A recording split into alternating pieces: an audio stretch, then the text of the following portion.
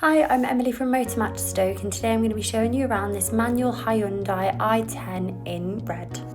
This vehicle is powered by a 1.0 litre petrol engine and is Euro 6 compliant.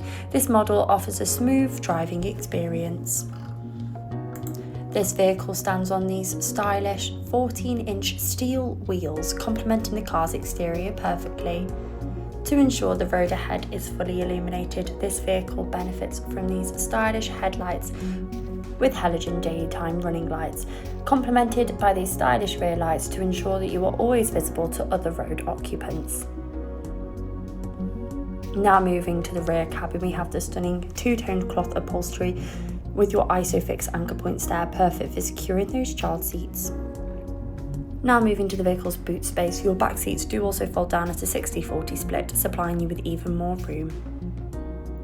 Now moving into the front cabin, that stylish look continues with the same upholstery on the front two seats as the back. You also get a glimpse here at your steering wheel. This steering wheel has audio and phone control, so you can control the infotainment system via a click of a button, and ahead there we have your display. Now moving to the infotainment system, you can explore all the radio options available.